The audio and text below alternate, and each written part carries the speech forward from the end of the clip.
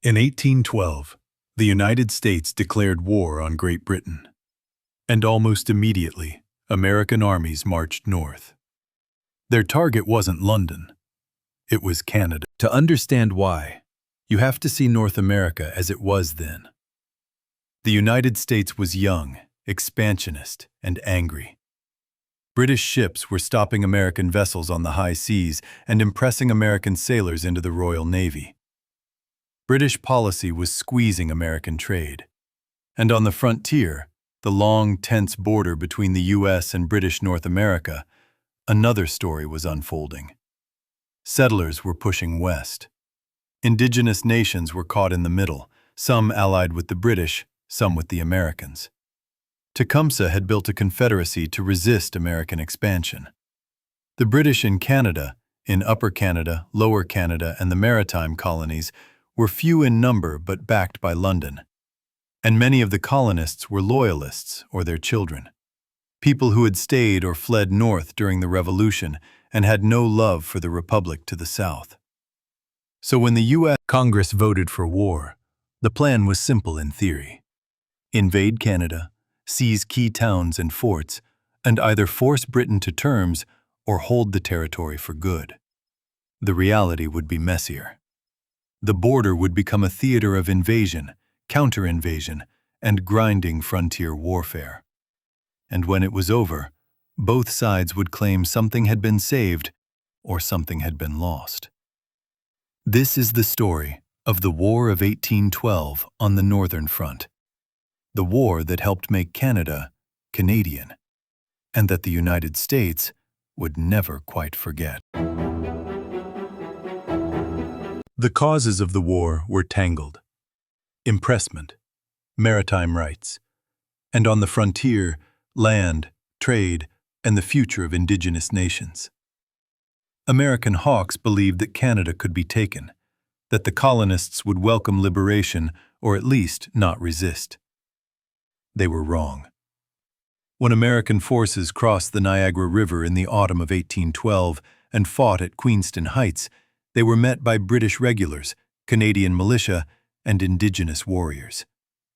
The American commander was killed. The invasion faltered. On the Detroit front, things went worse. The American general surrendered his army and the fort. It was a humiliation. The multi-pronged invasion, from New York, from Michigan, from the Northwest, had been designed to overwhelm the British. Instead, the first year showed that the British and Canadians could fight, and that the Americans had underestimated the task. Who was involved? On the American side, regular army units, state militia, and frontier volunteers, often poorly trained and poorly supplied. On the British and Canadian side, a thin layer of redcoats, Canadian militia, including French Canadians in Lower Canada, and indigenous allies, Mohawk, Ojibwe, and others who had every reason to resist American expansion. The war was also a war of letters, diaries, and newspapers. Soldiers wrote home. Civilians kept journals. The press on both sides shaped the story. And in the gaps, in the indigenous oral histories, and in the experiences of settlers who lost everything, there are silences we still try to fill. By the end of 1812, the dream of a quick conquest of Canada was dead. What remained was a long, hard war along the border. The war didn't end. It shifted. In 1813, the Americans tried again. On the Niagara frontier, they captured Fort George and pushed on to the peninsula. They raided and burned York, today's Toronto, and destroyed the provincial parliament. The British and Canadians struck back. At Stony Creek, a surprise night attack threw the Americans off balance. At Beaver Dams, Indigenous and British forces ambushed an American column. The fighting went back and forth, Lundy's Lane, Fort Erie, raids and sieges. Neither side could deliver a knockout blow. Meanwhile, the Americans opened a second front. They aimed at Montreal. If they could take the great city on the St. Lawrence, they could cut Upper Canada off from the sea and strangle British resistance. So they sent an army north from Lake Champlain, down the Chateauguay River. The British and Canadians met them there.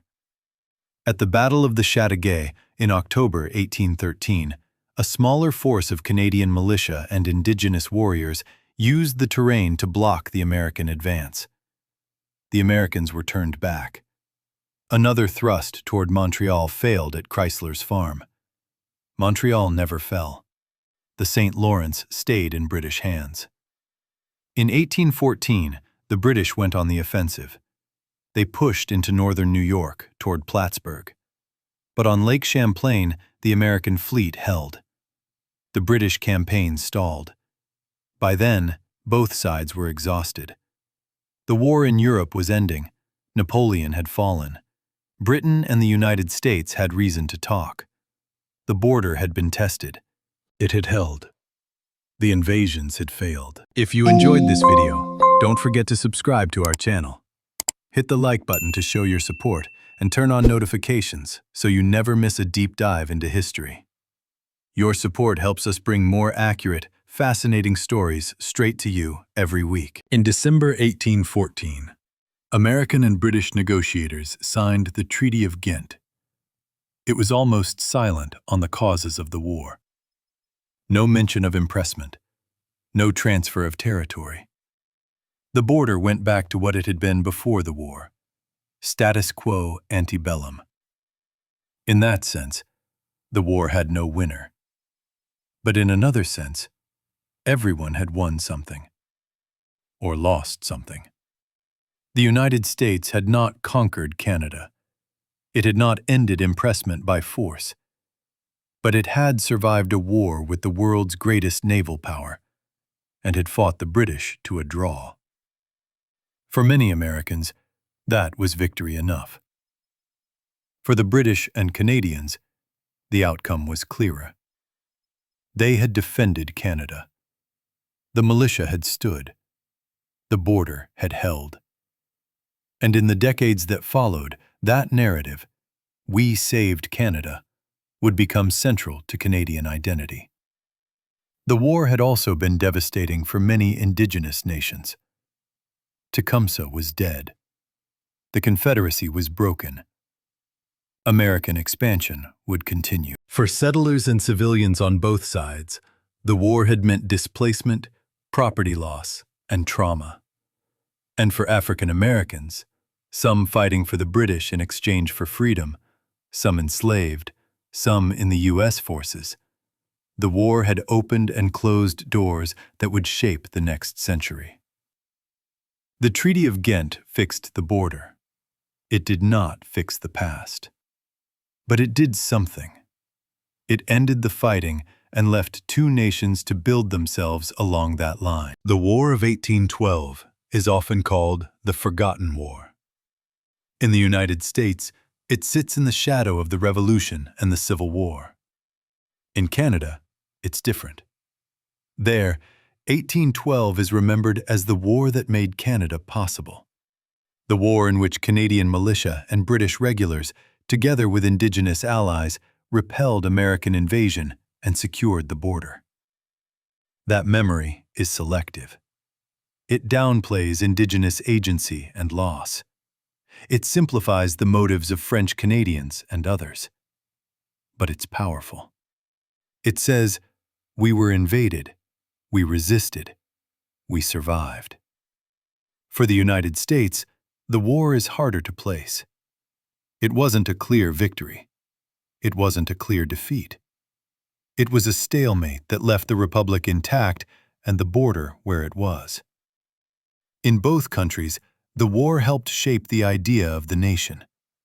It also shaped the borderlands, the communities, the trade, and the identities that would grow up along the line between the U.S. and Canada. That line is one of the longest undefended borders in the world today. It wasn't always so. It was forged in invasion, resistance, and negotiation. The War of 1812 is where a lot of that story begins. The United States invaded Canada. Canada, with Britain and Indigenous allies, held the line. The war ended in a draw, and the border stayed. But the war didn't disappear. It became part of who Canadians and Americans think they are. It's a story of invasion, persistence, and frontier warfare. And it's a story that still has things to teach us about borders, identity, and the cost of war. Thanks for watching. There's so much more history to explore. So stay tuned for our next videos. We'll dive into even more fascinating stories around the world. And of course, subscribe, like, and turn on notifications so you never miss an episode.